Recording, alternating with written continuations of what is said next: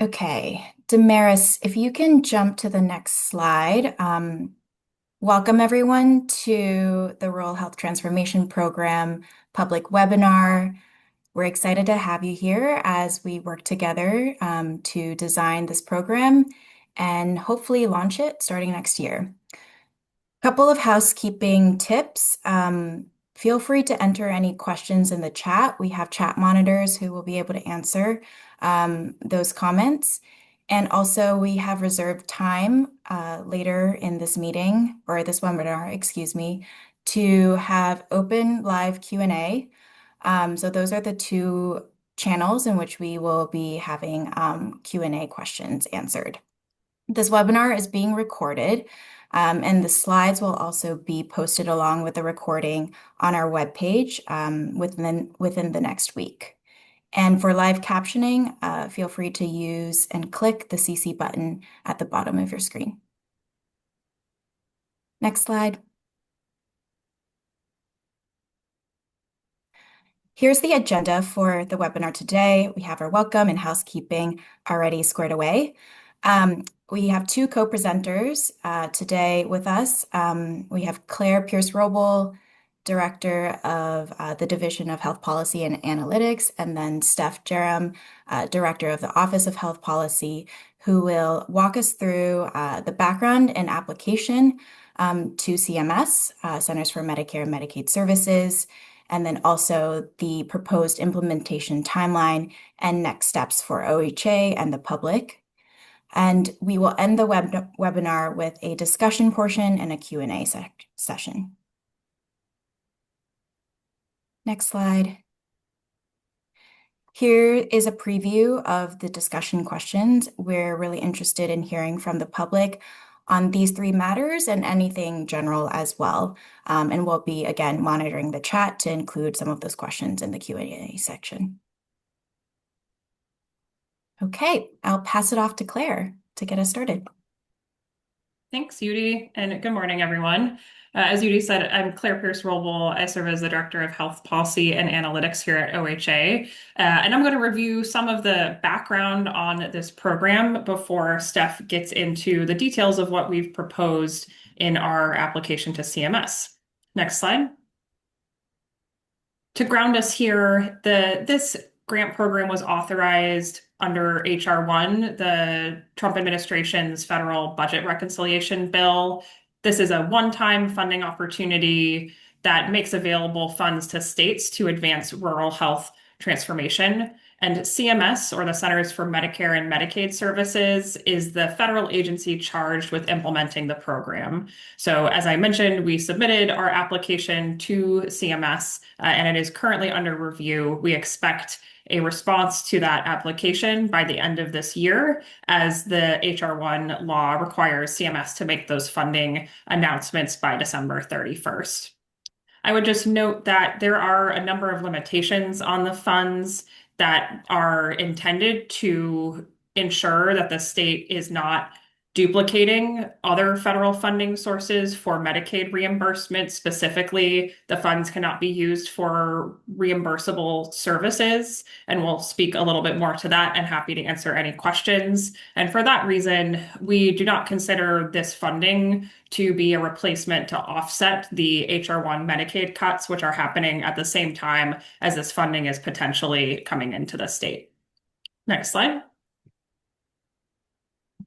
To get a little bit more specific, the total federal funds that are being made available in this program is $50 billion over 5 years. So that's $10 billion per year divided among all 50 states.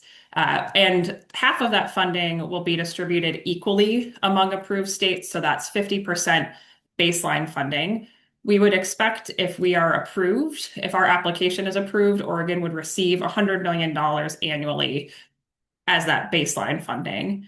CMS will also be making determinations about the second half of funding, which is the workload funding, and that will be distributed based on the merits of the application, the technical scores, and rural score factors, including rural facility and population factors, and other details of our application, such as our data and metrics plan.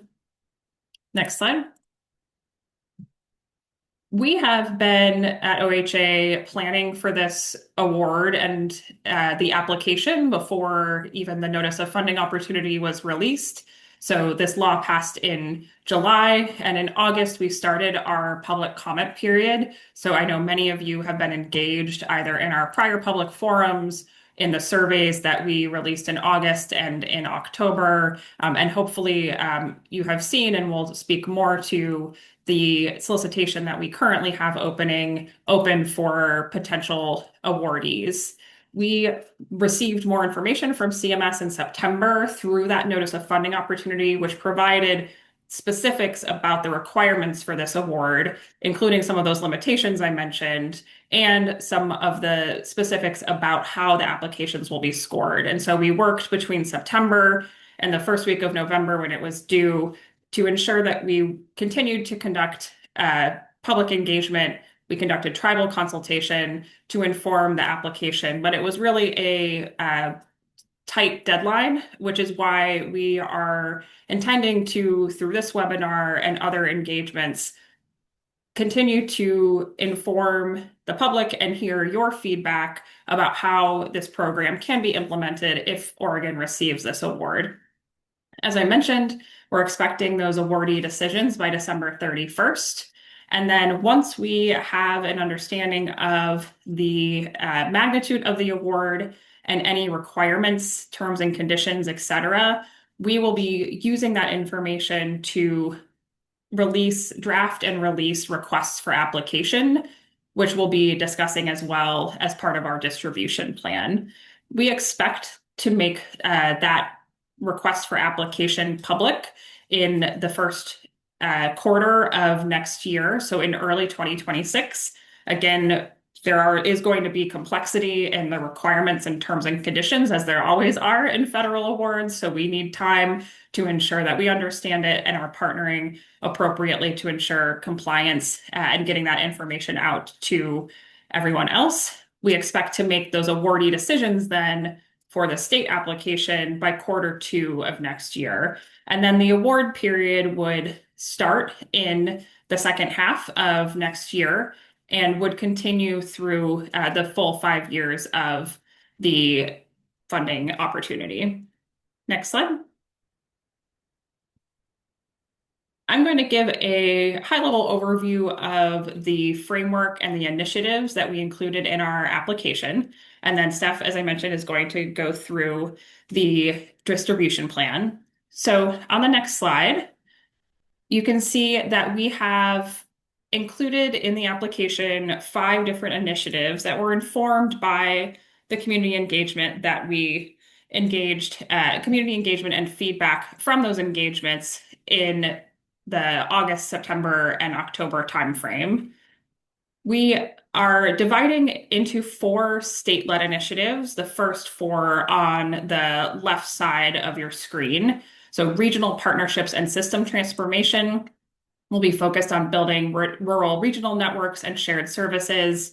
We are also planning a healthy communities and prevention initiative to focus on creating new access points in rural communities and scaling successful delivery models. Building workforce capacity, something we heard time and time again in conversations with community, a need to ensure that there are opportunities for training and professional development so that professionals and clinicians are training and working and living in rural communities. And finally, technology and data modernization. How do we leverage and connect health systems and their IT systems to ensure that needed technologies and data infrastructure is sustained and is resilient in rural communities? Finally, the tribal initiative was informed by tribal consultation. We requested a tribal set aside, which would be led by the 9 federally recognized tribes of Oregon.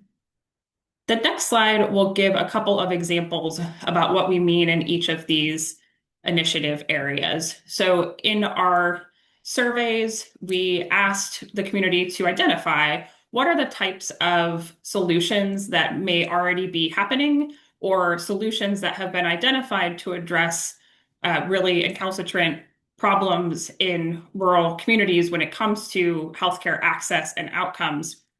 What's working or what do we know could work with the right investment? But given the current uncertainty, especially with new federal policies, that systems are not necessarily able to make those investments with that current fiscal situation. And these are the types of initiatives that we heard would be most impactful. So when it comes to regional partnerships, finding opportunities for hub and spoke models that leverage the systems and the resources across health systems in rural communities.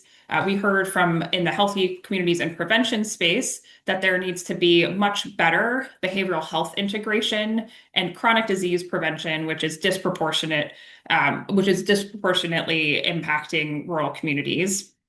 In the tribal initiative, the tribes indicated goals around building better facility and infrastructure investments to strengthen tribal health systems.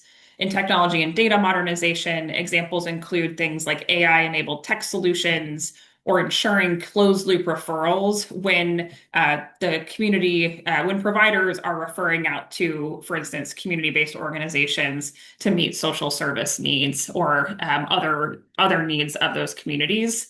And then finally, workforce capacity and resilience. We heard ideas and solutions that look at the full pipeline of workforce development and investment, thinking about on the far end, residencies and increased fellowship opportunities to train and work in rural communities. And then from the front end, how do we actually encourage additional growth in healthcare professions by starting early at K to 12 pathway programs that can be an early training opportunity to encourage more professionals that are from rural communities to train and stay in rural communities. Next slide. One of the goals of our application, or really the approach that we undertook, was to ensure that we were, as much as possible, speaking to the priorities and the overarching goals that CMS stated in the Notice of Funding Opportunity that align with the requirements in the law that authorized this program and appropriated these dollars. And so this list here on the left column are all of the allowable uses of funds that were specified in the law, so in the federal statute. And as you can see, across each of the 5 initiative areas that we use to organize the approach in our application, we ensured that each of these allowable funds are covered somewhere across the initiatives, meaning that we did not select just one or 2 or 3 of these allowable funds, but rather we're keeping it as flexible as possible so that we can, given the short period of planning that we've had, we can allow for additional development of solutions and proposals that best meet the needs of specific communities, and knowing that that might not be known now, but now that we have this framework in place, communities can start with their planning, and we want to provide as much information about how to do so successfully. Next slide. One of the things to keep in mind about this funding opportunity as it moves from something that's administered by the federal government to something that will be administered jointly as a cooperative agreement with the state of Oregon, should we receive the award, is that we expect this to include a enhanced level of oversight from CMS. So I mentioned the cooperative agreement. This means it's a grant program that is structured in a way where the federal government is much more involved in the day-to-day of how we as a state are implementing the grant than in other programs where there might be more infrequent check-ins. So we are expecting to be required to report on metrics and milestones that we specified in the application. And that means that once we are distributing funds through the RFAs, that we will also be specifying what the requirements would be for any organization in the state that is applying for these funds to report back to OHA so that we can report up to CMS. This includes at least 4 outcome metrics that are associated with each of the initiatives. So this was a requirement in the notice of funding opportunity. We define these metrics, define metrics that we feel are achievable, but continue to move towards real transformation. We expect that we would be reporting these on a quarterly and an annual basis to CMS. So those requirements will likely flow through any subsequent awards that we make. We also know that this is critically important because this cooperative agreement contains specific provisions that allow for CMS to evaluate compliance with the requirements of the award and to modify the funding amount for subsequent budget periods. So just to say that a different way, on December 31st, we will receive a notice of award, uh, fingers crossed and knocking on all the wood, from CMS, and they will specify what the total funding amount is. But for the next budget period, they will be looking back about what did Oregon do and how did we do against our intended goals in the first year of the program, and they can modify what the second subsequent budget period amount is, what our total amount is. So while the $100 million is the baseline funding that we expect, there is a possibility that CMS could modify that based on performance. And so it's really important for us to be building systems early on and building expectations about reporting so that we are not jeopardizing the total funding that we put forward in an application at our best foot forward to receive maximum funding to the state of Oregon. So we are emphasizing strong oversight, data collection, and building in technical assistance so that we are supporting organizations in being able to comply with this. We heard that really loud and clear and have been really intentional about how we are setting up the administrative components of implementing this award to ensure that we are providing technical assistance to smaller organizations or others that may not be uh, as frequent participants in state or federal grant programs, knowing that that is a lot of kind of technical compliance that not all organizations are familiar with. So we are building our capacity to support you as well to ensure that we're all moving together to maximize the opportunity for federal funding for rural transformation.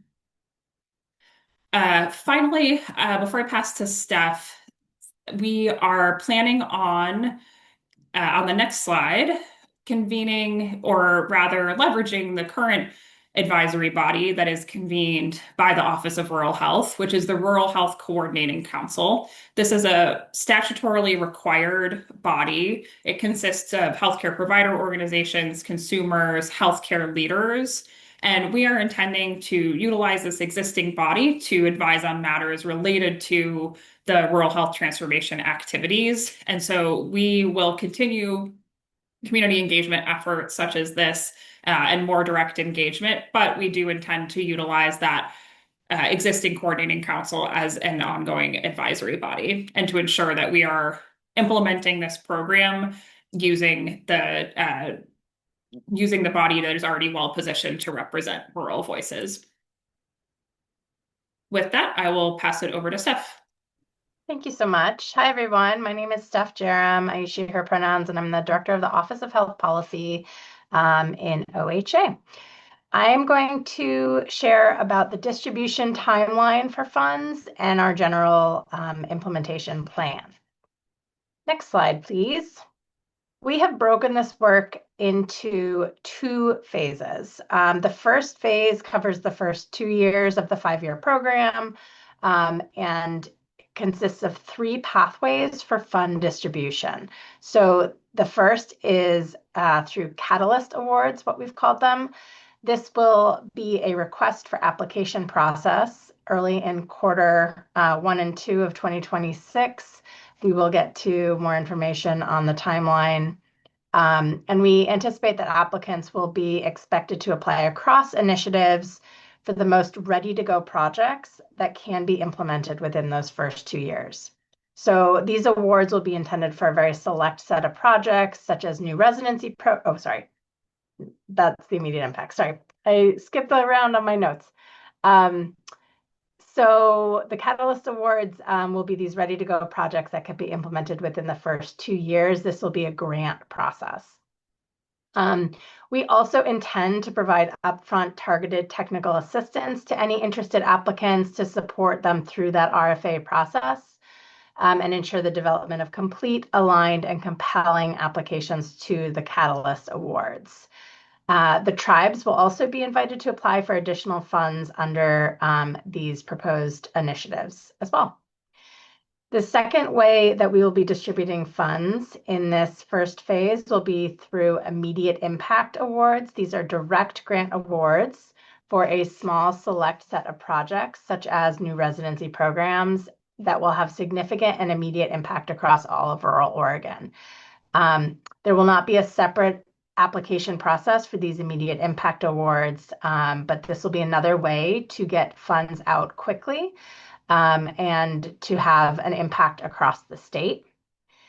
And then the third way that funds will go out will be in regional sustainability. And so in this first initial phase, we will be awarding a subcontractor to provide facilitation and technical assistance to entities that are developing rural health networks or other regional solutions. So really looking to see opportunities for convening and coming together on plans for how rural Oregon communities best want to address their own challenges that they've identified. The goal there will be to support planning and development. And within this category, we will also support projects that are ready to launch that will fund strategic investments that help stabilize essential services while planning is underway. So those are the 3 phases. The later slides that we'll get to will have the funding breakdowns by different pathways, but just so that you can get in your mind what this looks like, the Catalyst Awards will really be about 40% of the funding. So that's those RFA grant awards. And then the other 2 pathways will each be about 20% of the funds.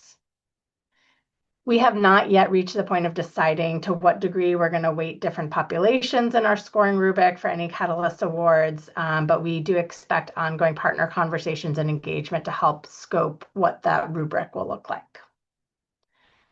Next slide, please.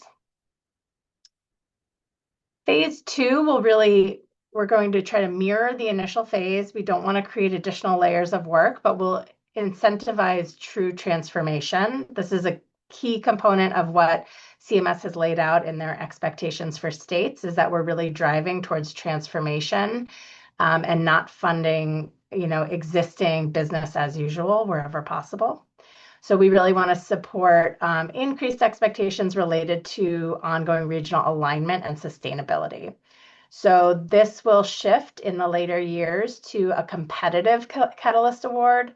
So the grant proposals will be put forward with more competition than in phase 1, where phase 1 we're really trying to have everyone see a project funded if possible. And so ways that we'll see that growth in alignment will be incentivizing collective applications, so shared partnerships. It could be a consortium, it could be part of a formal agreement, it could be in alignment with a regional plan that multiple organizations have signed on to, et cetera. And then there will also be sustained awards where those phase 1 projects that are really successful or multiple years, we will continue to fund. The next slide tries to demonstrate here in a little bit more of a visual timeline of what we're looking at with these 2 different phases. So phase 1 is 2026 into part of 2027. These are those initial Catalyst Awards where different entities will be invited to apply. And then in late 2027 for funding in the last 3 years of the project, we'll see that split off into those sustained awards for effective, successful programs that need multiple years of funding, as well as those competitive Catalyst Awards. So this is described in the application in more detail as well. Okay, next slide, please. This is an incredibly busy slide, and I know that, but I wanted to share this with you all. This is the way that the budget period and spending periods are laid out from the federal government. So I will try to walk through here to help everyone have a clearer understanding of how this is laid out. So what it shows here is that for each budget period, recipients of any awards will have until the end of the following fiscal year, September 30th, to spend the awarded funding.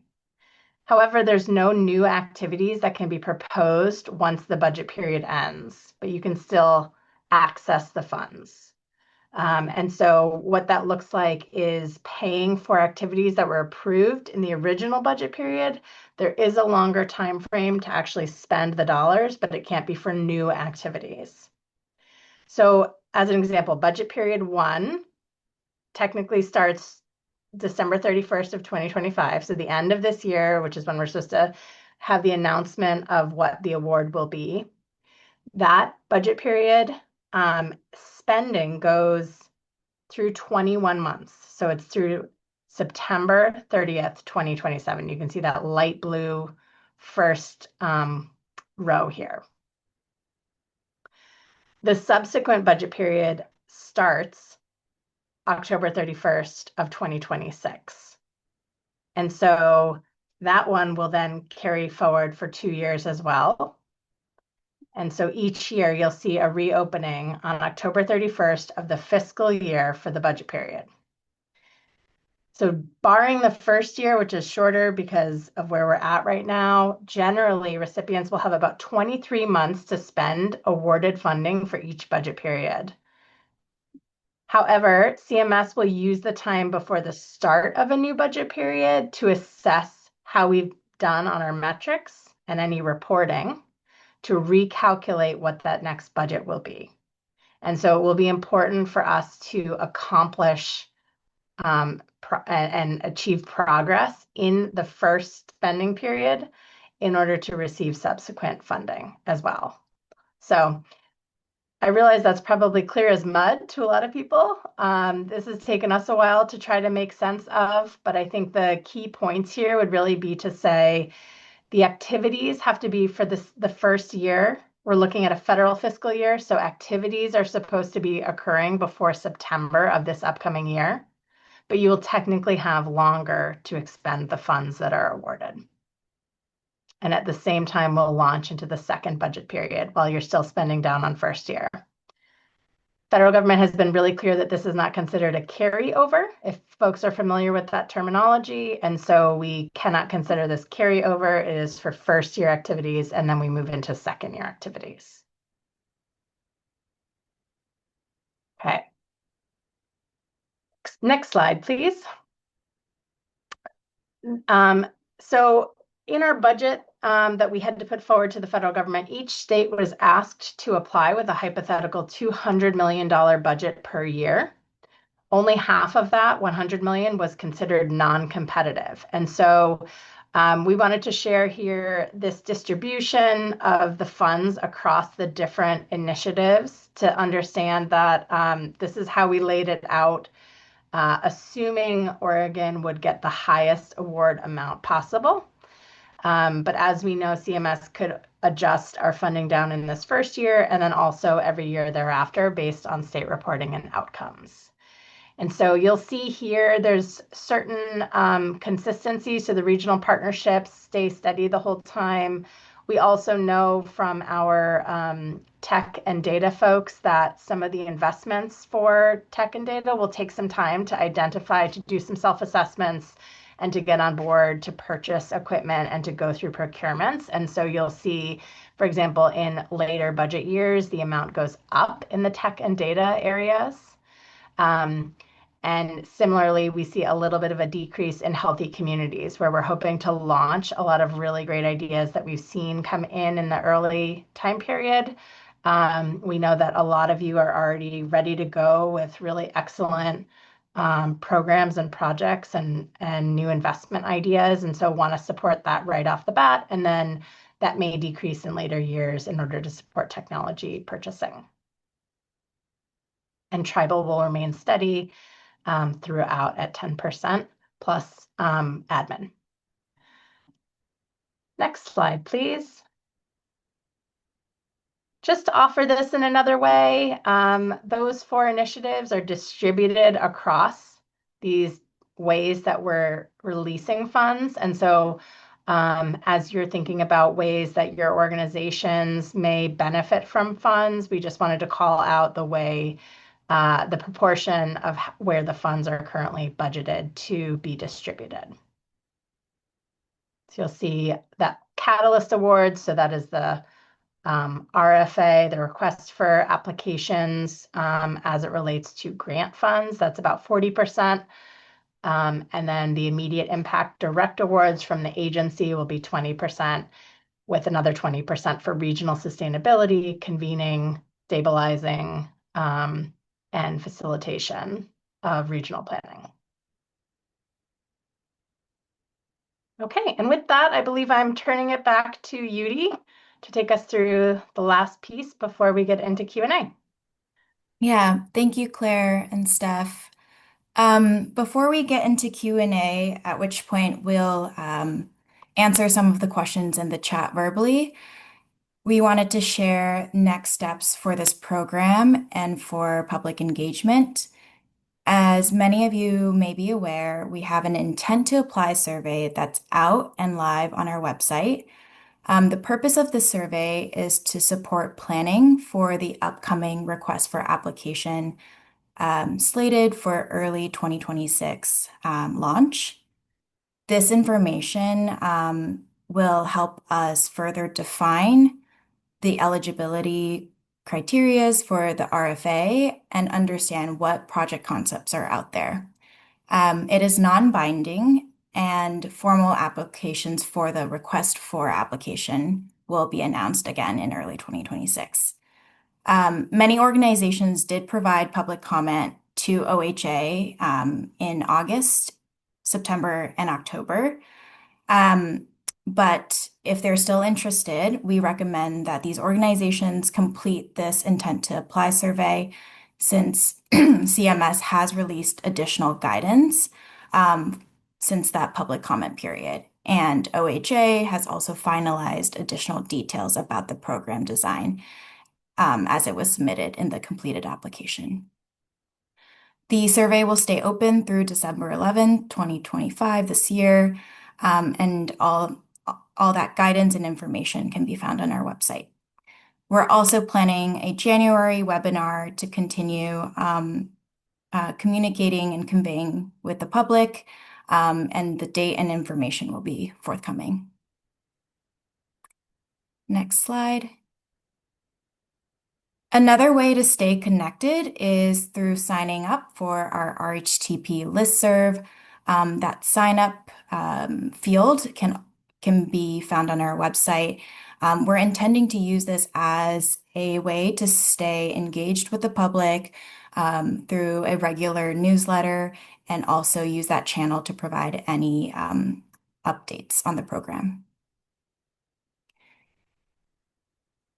Next slide. So many of you submitted questions ahead of this webinar through the registration link. We're going to quickly run through some of the common questions and then open it up for the ones entered in today's chat and just any hands that are raised. In the first category around funding eligibility, there was a question about our fire departments with an ambulance service able to apply for this funding.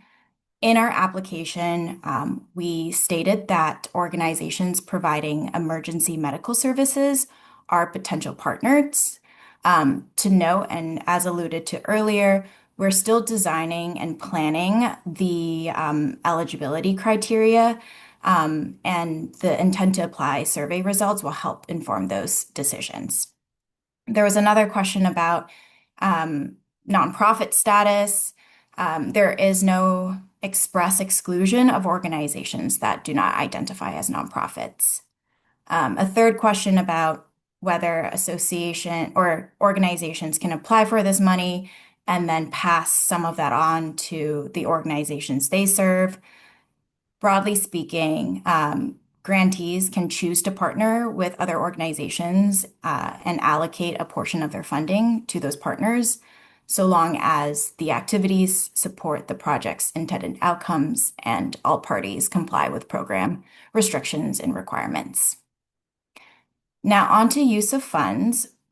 We have a pretty extensive use of funds FAQ on the website that goes into the details on some of the restrictions for each use of fund category. But the questions that were submitted in the registration link, one was about AI and activities that leverage AI-enabled tools and technology-enabled care. Those have been captured under the Healthy Communities and Prevention Initiative as well as Technology Initiative. So those are eligible. One question was about workforce.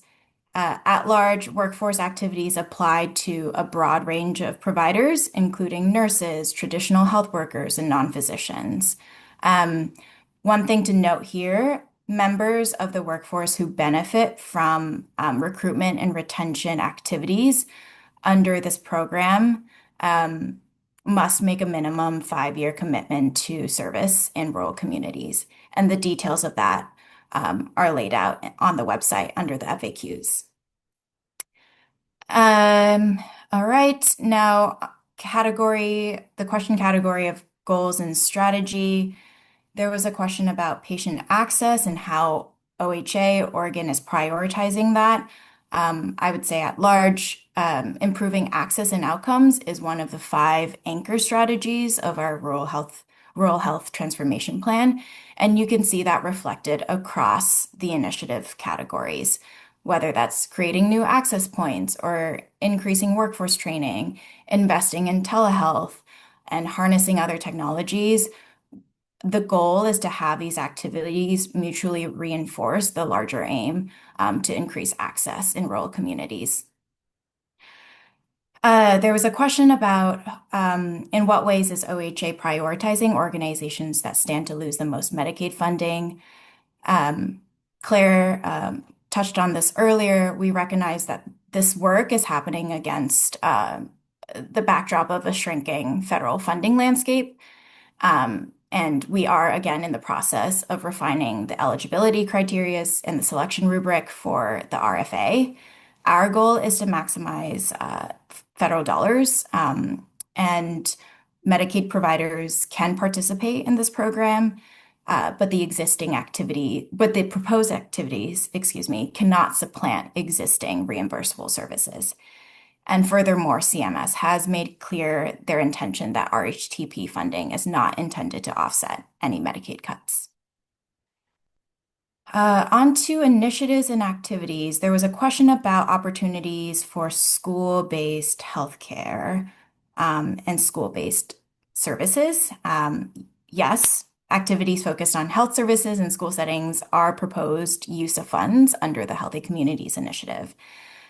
One about preventative care and cancer screening programs. Cancer screening programs that are tied to prevention and primary care programs may be eligible, again, under that Healthy Communities Initiative. There's been a lot of interest in how we're focusing on high need specialty services, including maternity. So in our application, we explicitly identified maternal health as a priority area that applies across multiple initiatives. So, for instance, under Healthy Communities, we proposed expanding home visiting programs and deploying mobile units to increase access.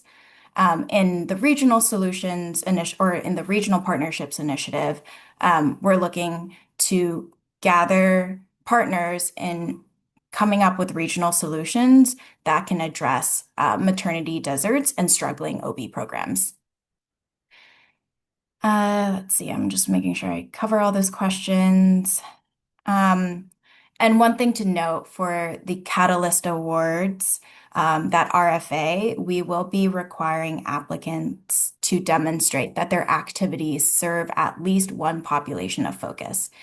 Those four populations that will be available to select from are maternal and child health, co-occurring behavioral health conditions, individuals aging in place, and chronic disease. Um, all right, and then I think the last two categories, engagement, as I touched on earlier, there's the intent to apply survey that's out now through December 11th. Um, we invite organizations to share information about ready to go projects and also to indicate what role or roles they may want to play in this broader implementation.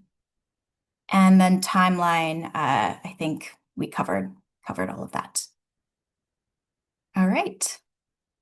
If we can go to the next slide, and we'll open it up. Beauty, I actually wonder if we could go back for a second. Mhm. Before we get to the discussion questions, I'm wondering if we can do some clarifying discussion. Mhm. So, one of the things that I think we want to be super clear about is that there is no need for an invitation to apply to the Catalyst Awards. We are still working on refining the eligibility for some of that.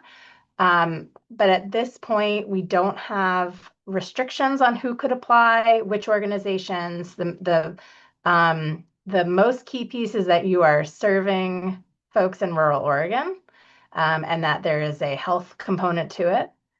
And so what we are using the intent to apply right now is to understand the potential areas of immediate or like a ready to go projects and what the breadth of that looks like across the state. Part of that is to help inform us. So we've been talking in the chat a little bit about, there are caps on the amount that can go directly to provider payments, or there are caps on the amount that can go towards infrastructure investment.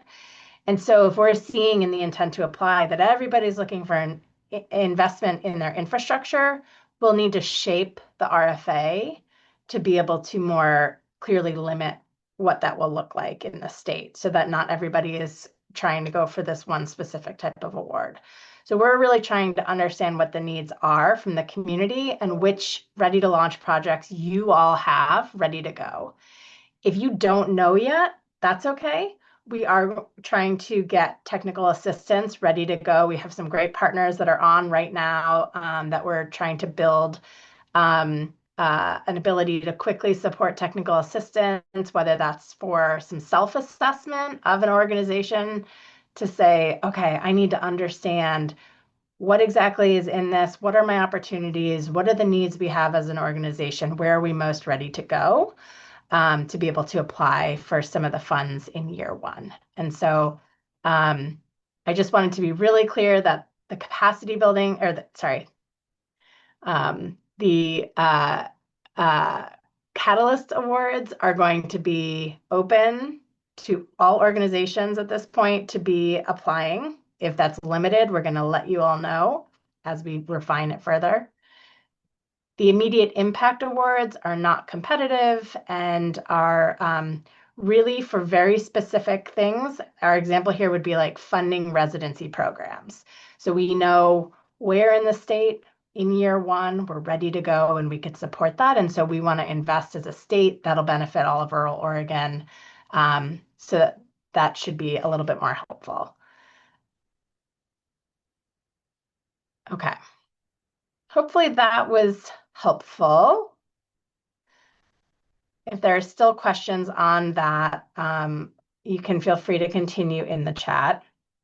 There are a couple other questions that I'll jump in with, and then I'll trade it off with Claire or Yudi or others who want to jump in on questions that they see.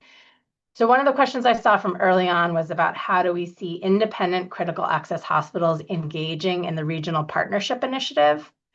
We are hoping to partner with some organizations that oh, sorry. Should I pause, Yudi, and get to these discussion questions first? I think if folks want to focus on just the live questions that are here. And also, if they raise their hand and want to share feedback on the specific questions for attendees, either are welcomed. Okay, great. Thank you. So in terms of independent critical access hospitals engaging in regional partnership initiatives, our hope is that we're going to partner with organizations such as the Office of Rural Health or ORPRIN, CoMagin, Hospital Association, OPCA. We have a lot of organizations that we've been talking with about where they're currently at in supporting a lot of you and your organizations in your current efforts around ongoing strategic planning and transformation. So we would anticipate that these regional conversations will really be an open invite for facilities and communities to come together to address specific challenges in your community, whether that's maternity and OB or emergency department, EMS. There are a lot of different concerns and challenges, workforce that we've heard over and over, and really want to be able to support regional conversations from a more neutral third party, and would invite all within a community to participate. Okay. Judy or Claire, do you have any that you want to jump in and start answering? I'm just going to keep going through the list that we've got here.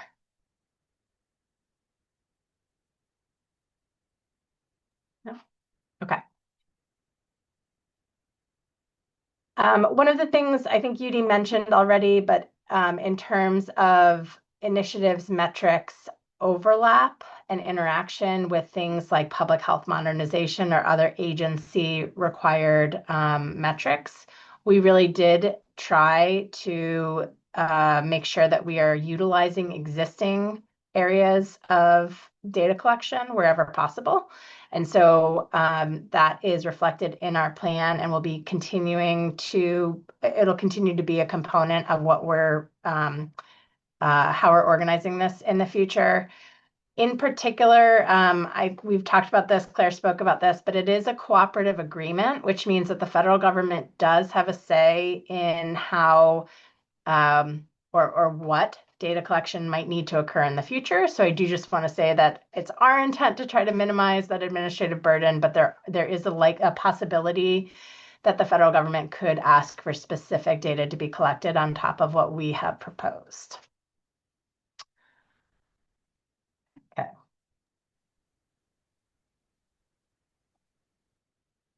Let's see, other topics. Direct costs, and apologies for going out of order here, but there are specific limitations on indirect costs for this award, both for the state and for sub-awards, depending on how they're structured. And so we mentioned in the overall budget, there's an administrative cap on administrative costs. So that means any costs that the state or our subcontractors that are supporting the funding distribution or technical assistance, that budget needs to be under 10% of the total award. And then the indirect costs will either be limited at the 15%, or if an organization has an agreement, an indirect cost agreement with the federal government, then that would be honored. And there are also more specifics on that in the notice of funding opportunity.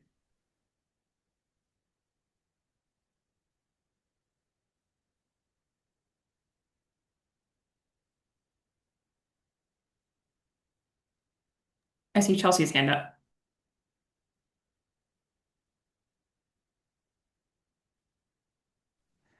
Hey, thanks for the opportunity to ask questions and for all your work that you've done. This was showing up in the chat, but there were a lot of questions in the chat, so I thought I would highlight it here verbally. A couple of folks were asking about if there would be something like a contractor list or a potential partnership list or some database so that if we are given an award and we're trying to do this work in a region, that we can more easily connect with other folks who are ready to take action immediately. Like, does OHA have a plan to do anything like this?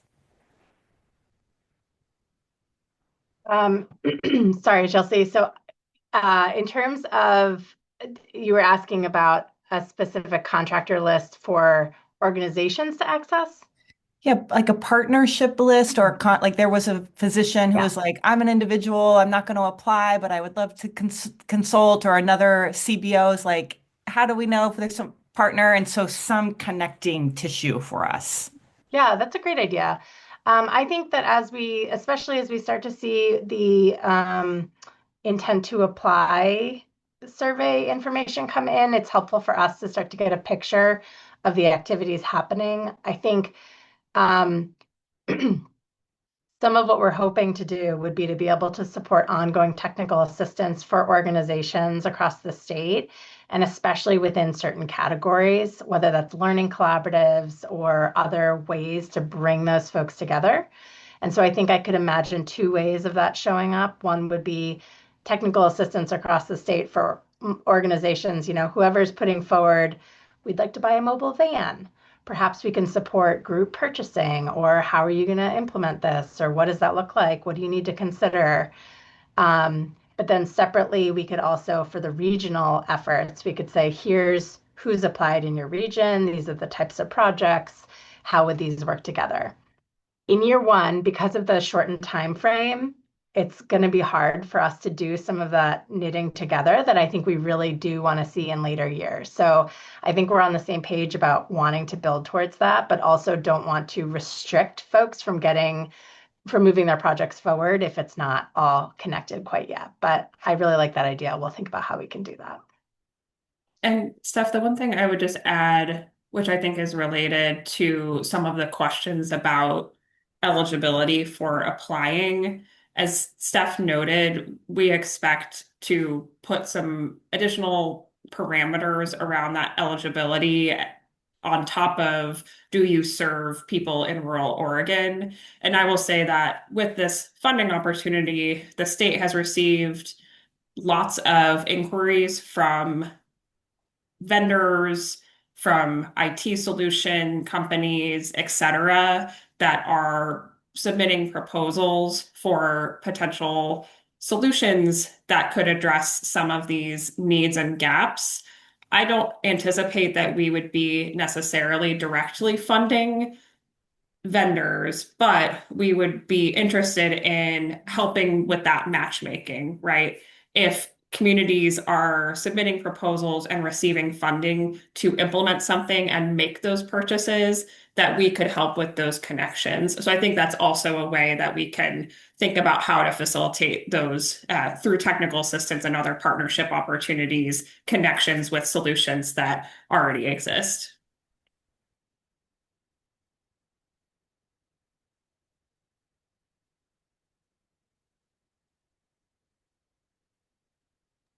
I will just reiterate, because there is another question in the chat, and then we can get to Brent about the intent to apply survey. And so just to reiterate, this is non-binding, meaning that we are not going to look back to this list and check once the request for applications is released early next year, whether an organization submitted a response to this letter of intent to apply.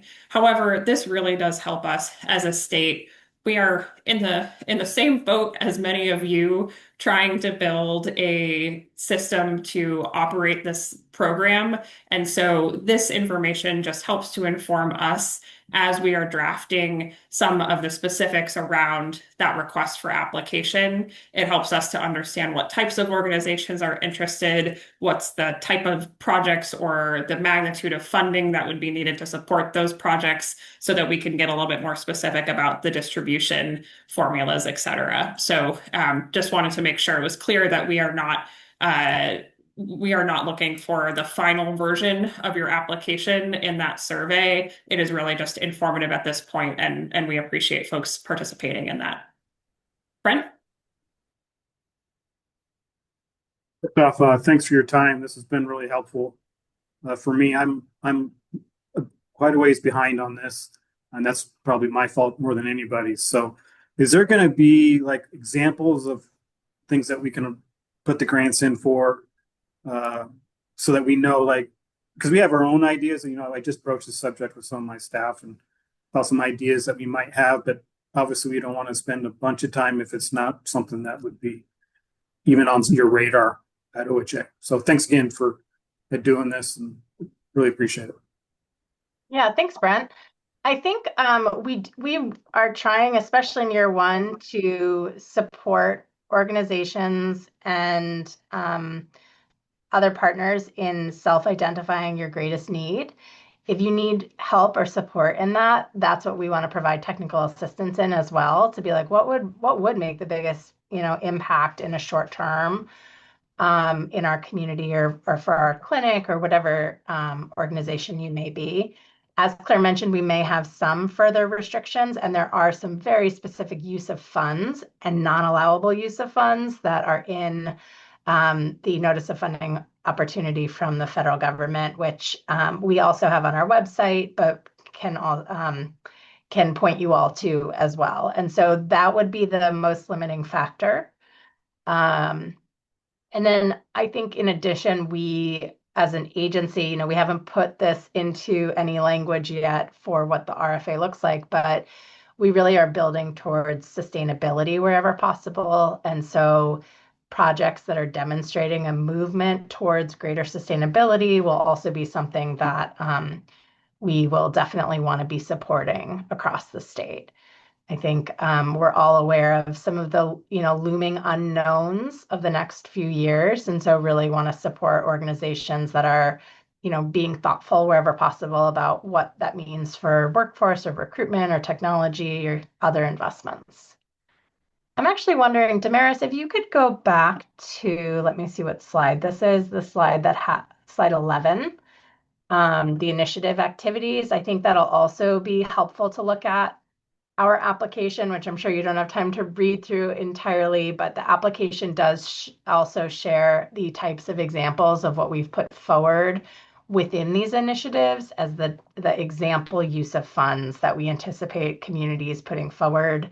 This was gathered in our first round of input in August and September from folks. So you can see here different examples of the types of initiatives we anticipate funding in the state. Okay. See some other questions in the chat. And we're trying to answer them in the chat wherever possible, but if you're not getting to clarity, please feel free to raise your hand as well. And I would add, since we are at the top of the hour, we are recording all of these comments and questions in the chat, both answered and unanswered, and we'll compile guidance and update the FAQs on the website. If folks are interested in learning more about the proposed activities, that can be found on our website as well under the program narrative that was submitted as part of our application to CMS. Thank you. And since we are at time, we want to respect that. But if you have other questions that you don't feel like you got an answer to or that are still lingering in your mind, feel free to drop them in the chat. We'll make sure to collect those and put those on our website. The big piece of information is that we're waiting to hear about whether or not we're awarded and what the award amount would be by the end of this month. And then we'll very quickly be reaching back out with a lot more information in the new year as we continue to shape this project with you all.